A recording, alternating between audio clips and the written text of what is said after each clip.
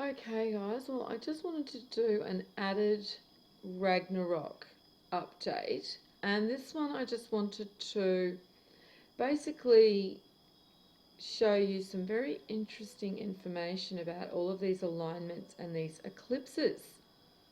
And because we know when we do study the sciences that it does show that everything happens according to law. So because we exist in cycles within cycles, when we understand those cycles, we understand those laws. This is why the Mayans kept track of everything in these cycles. And so we are in a great year cycle. We've found this cycle within all the mythology when we've put this back together. But there's also other cycles within that cycle that helps us to know where we are in relation to the end of the great year cycle. And this is what we're moving towards now, and this is what all of these events continue to give us signs to show us where we are in this cycle. And so I thought it was really interesting when I saw this article on The Independent. Now, I'm not going to read the article.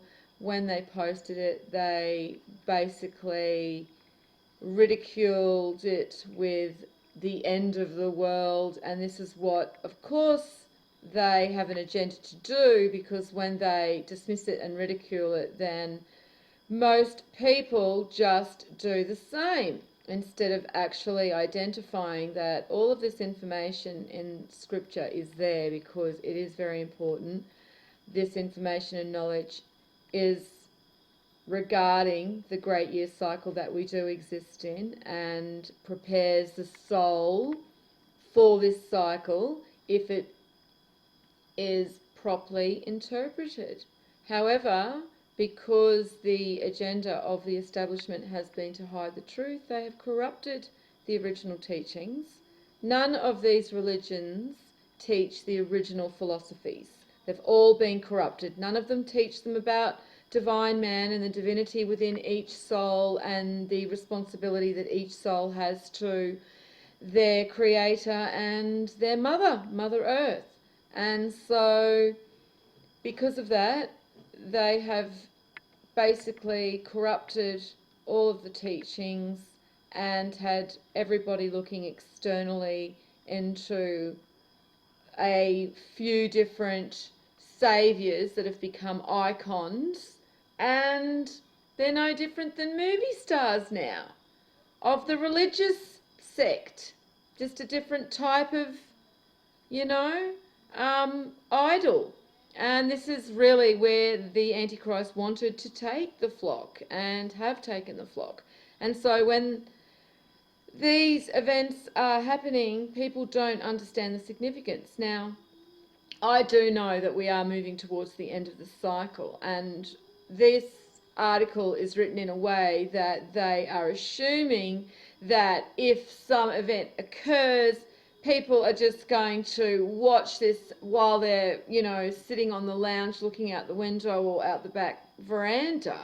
And okay, where's this event? I mean, it's just ridiculous to think that anybody has the mentality that that is what is going to be the situation that it plays out in. It will be definitely, we have war before any of these huge celestial events where we're watching meteorites streaking across the sky and all of this very ominous and very severe events. We will be seeing war before those events are occurring. And because, as I said, we're on a timeline, and this is why I find that these events with the solar eclipses are very interesting, and we should watch them, and we should really actually prepare for what they bring, because they do bring conflict, and they do bring unrest and heightened activity. And this is what I think we can expect after this eclipse on the 20th. So it was interesting when I saw this article. As I said, I'm not going to read the article in the way that they have written it.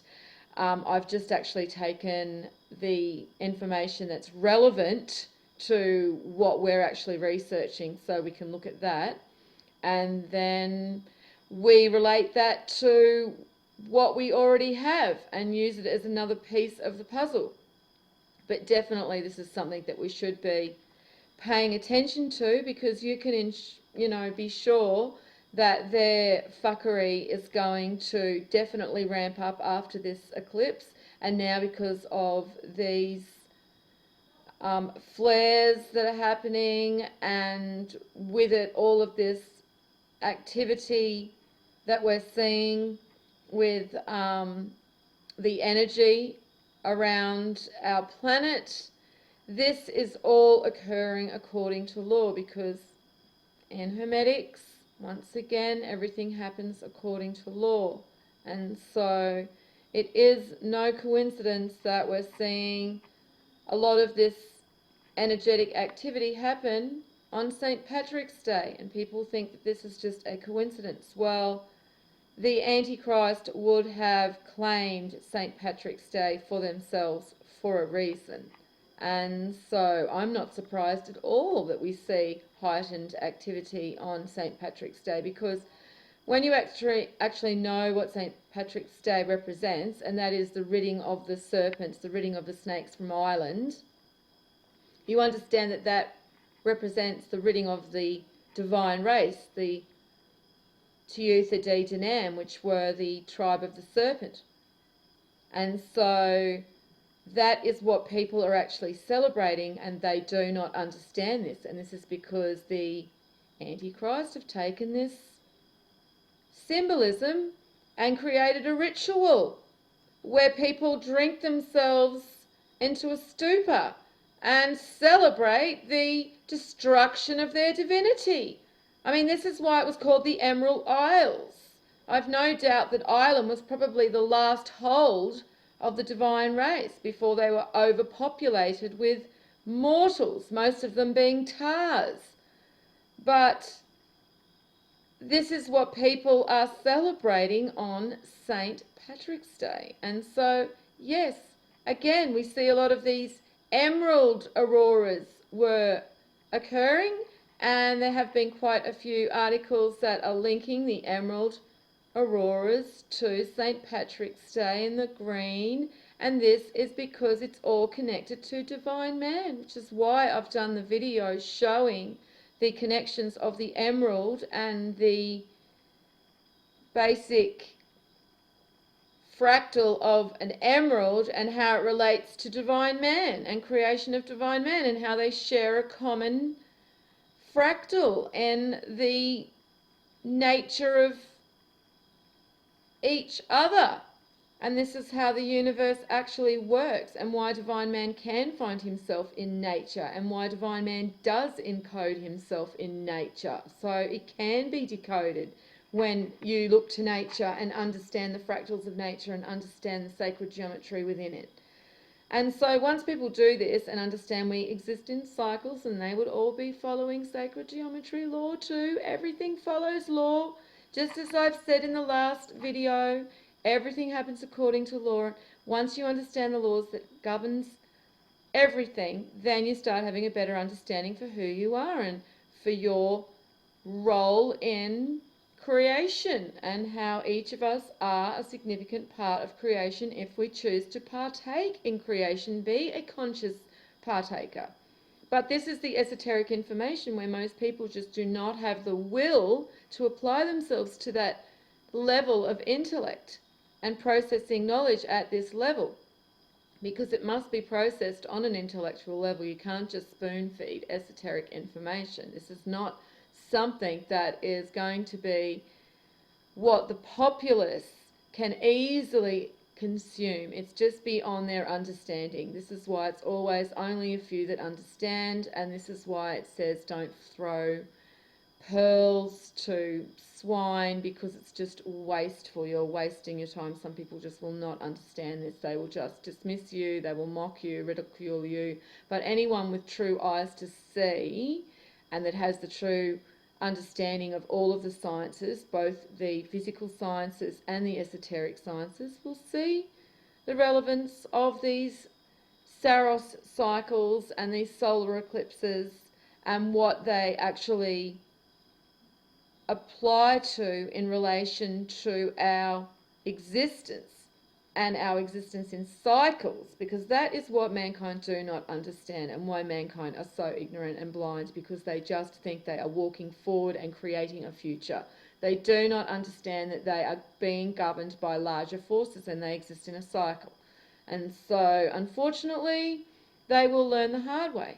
But those of us that have learned to look at the esoteric information and understand both sides of who we are, it's almost like a coin with two sides. We have two sides. We have this other side, this ethereal side, that we have to understand if we want a full perspective of who we are. Most people will never see that other side to themselves. They'll only ever understand the physical side. And because they're trapped in this system, this matrix created by Rome, they really are trapped in this just one-sided coin. They don't understand that there's another side. So anyway, let's have a look at these eclipses and how they relate to a lot of these other alignments. And we can see that they're saying that a genuine collection of 3 rare and significant celestial events on Friday, as well as the eclipse itself, a supermoon, and the spring equinox are also set to happen, all 3 of which have in the past been celebrated as events of significance within various cultures around the world. And it goes on to say that this co-founder, some guy, said that it's a sign of judgment. The eclipse will be total across the North Pole, and so it is not pointed at anyone in particular. Now, while I don't take any real information from these Christian sources, I will actually look at the information that he has brought attention to, and that is it will be happening in the north. Now, those of us that follow the esoteric information know that Ketha is located in the north, that north is the first Messiah. The tribe of Dan are from the north, so first emanation is from the north, from Ketha. This is why Santa Claus comes from the north, from Ketha. It always happens north to south, and then east to west. And west and east and west can be interchanged, but north and south, you really cannot interchange north and south, the first pillar, because that's almost like the first foundation that comes down from divine intelligence onto foundation and applies itself. It's north to south. And so it's interesting, we see that he mentions that this eclipse is a total eclipse across the entire North Pole. It goes into darkness. The entire North Pole goes into darkness. Yes, I think that that's quite significant. I think that I would be looking at that in a significant way. And he is actually pointing this out. Most people would not have an understanding of really what that means, would not attribute north to Ketha and to this information. But any of us with eyes to see and who have the understanding for this information know that, yes, that is quite significant. That all of that area is going to be covered in darkness. And he said that it's likely a message from God to the entire world. And so, again, when we look at it as coming to the end of the cycle, and there are certain factors that always take place at these times in the cycle, then yes, it can be seen in this way. However, some would like to use it in a negative way and basically bring it down to superstition and all of this infantile way of thinking, instead of just understanding the science behind it, and that is we are in a cycle. We are in a great year cycle. We come to the end of that cycle. This is why the prophets know what is going to occur in the future, is because they know the laws. And so there is no real great magic, even though, yes, esoteric science basically can be seen that way. This is what the prophets do. They understand the laws, they speak about the laws, and because the laws will always play out, because everything is governed by the laws, then yes, they're seen to know the future, and they're seen to say things that actually start to occur and play out. And this is just because, again, piecing together information that makes you have an understanding for the laws that we are governed by. So yeah, it goes on to say that in the Jewish tradition, a total solar eclipse is a warning to the Gentiles and a sign of judgment on the nations. So yeah, Tars, time to listen up, and even all you Jewish Tars, because you know there is no separation except between divine man and mortal man, okay? Or perhaps we can see another separation between the elect within mortal man, because yes, they are a part of the anchor that will always be carried through into the next great year. But other than that, you are all on equal playing fields, Jews, Muslims, Hindu, unicorn heads, all of ya. It's all dependent on the light that you carry, not what you've been professing or following, and any rituals that you've been partaking in, covering yourself, you know, wearing your hair long. Any of that has not accounted for what is being carried within you, as in light and weight. That's what's going to count. Okay, so yes, again, we can see half-truths, and this is why we have to always look at all information, because even Hermetics teaches us that everything has half-truths, and so we can see within this information, yes, there are half-truths. However, it seems that the Jewish people do think that they are special and that they are God's chosen people, when in fact the texts have just been corrupted, and the real Jewish were actually the divine race, because they are God's children. There can be no other children than the first actual emanation from the Creator. They are his seed, and so you can't just claim that in a religious way and a group of people call themselves that, because that is just all governed by destiny and scattered all over the planet. So really, as I said, it's equal playing field. Unfortunately, the Jewish people have been tricked as everybody else to feel that they're better than others. This is why they've been given a long leash to treat the Palestinians the way they do, because the Antichrist love to see the worst come out in humankind. And it is, I mean, you know, it really is. And we're seeing it everywhere, you know, in every aspect of life. We're seeing the worst come out in man, because it's being allowed off the leash. And they're encouraging it.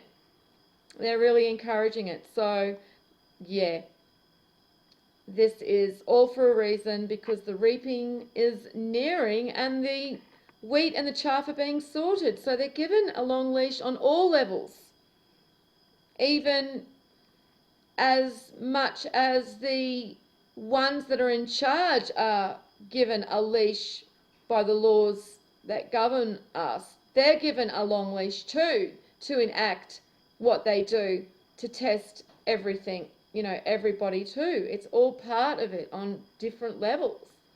So this is basically now what we're heading towards, is the reaping at the end of a 26,000 year cycle, which is the great year.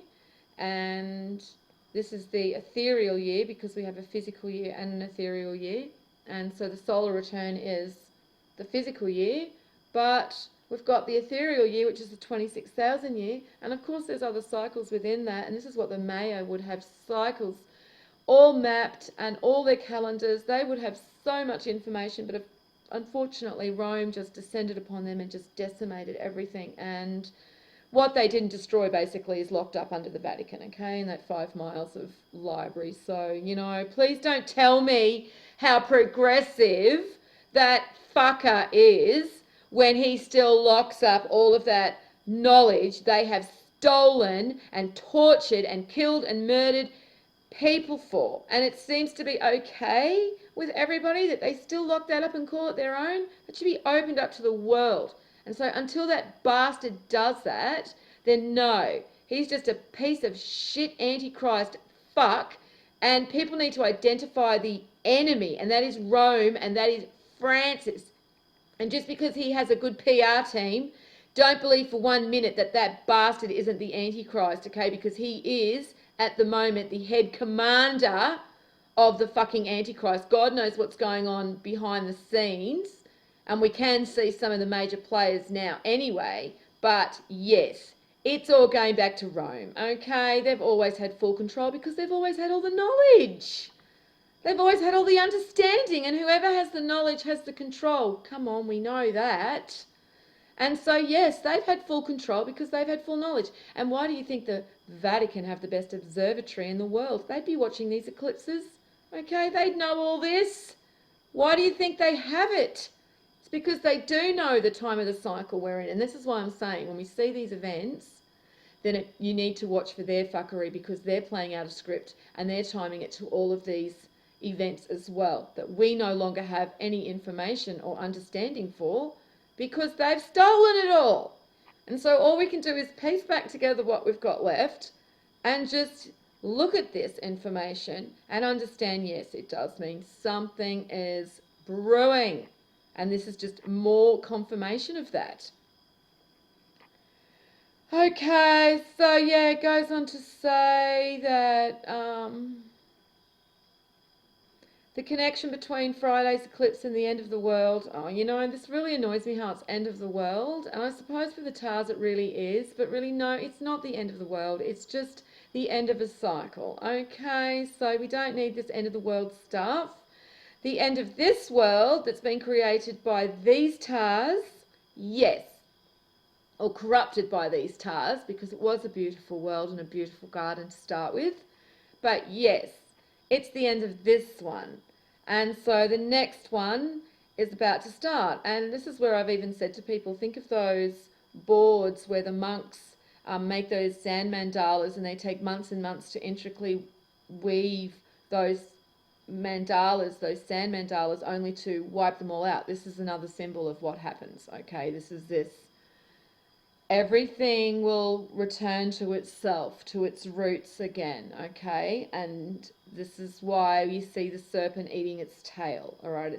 Everything goes back into itself again. And so this is what they understand, and this is what mankind no longer understand. And so, yeah, it goes on to say that the connection between Friday's eclipse and the end of the world, partly from the blood moon prophecy that refers to the theory that a tetrad, 4 consecutive lunar eclipses with 6 full moons between them, is a sign that the world is coming to an end. And as I said, for the Tars, yeah, it is. This created world that's been the 26,000 year cycle is coming to an end. And if people want to ridicule and laugh and dismiss all of this scripture, all of the sciences, all of the information, and rather believe what the establishment have taught you in all of their institutes and all of their media outlets, then fine, continue on. But for those of us that are actually looking at all of this information and putting it back together, yes, it's very interesting. So then it goes on to say, those that believe in the prophecy see it partly born out of the book of Joel, which says that the sun will turn into darkness and the moon into blood before the great and terrible day of the Lord comes. Now, we see that this 3 days of darkness is in all of the mythology, and this is the Hall of Mayat. This is where all the souls return as everything's playing out, and it's almost probably while all of the judgment part of the process is taking place, is this 3 days. But we see it everywhere, and so it is a factor. And I would say this is after the purifying and when the Tars are all sorted into the abyss, and then just before the reset into the new cycle. So yeah, that's interesting that this is mentioned here too, and it just continues to confirm what we already know. And the terrible day, the great and terrible day of the Lord. Now, it's great for some, but it's terrible for others. So, and the Lord is not coming down through the clouds like everybody understands. It's the illumination of divine man. So divine man's just going to illuminate amongst the collective. And so there's divine man out there that doesn't even know divine man exists. And so, yeah, all of this is going to play out at a time when the angles of light return and the illumination of the divine return, because that's how the presence of the Creator is known again, once again on foundation, is through the divine. It's like they're a lamp that lights from His light, and through their light people can find God. This is how they say, I am the way through God, with Jesus saying that, you know. It's what it means, okay? It's just that they're the conduit, okay? They're the conduit, that the divine race are the conduit light of the Creator. And that's basically how mankind, mortal mankind, know God. And even divine man know God, but they know God more closely because they are of God. And so this is all of the information, unfortunately, that has been hidden from mankind, but was once common knowledge in all of the philosophies. Quite sad, really, because it's quite beautiful creation when you understand how it all works.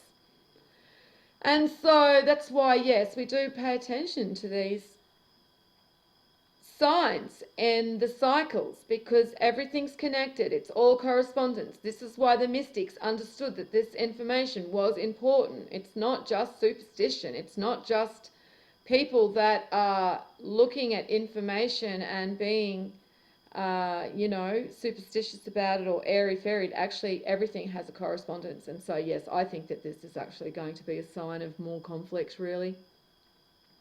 And basically, yes, I think this is what the warning is. It's war. I think this is the part of the cycle where all of these alignments are telling us that war is approaching. And so, yeah, so basically, this is what's happening before the end of the cycle. And this is just where we're heading. I thought that I had more of those. I did, but I had them like this. And so this is showing the cycle that we're in, the great year. So I don't know why people have trouble understanding that that's the case. Okay, we're in a great year and that we resolve into ourselves. Okay, basically that's what matter does. This is what the Gospel of Mary Magdalene says. Will matter then be destroyed or not?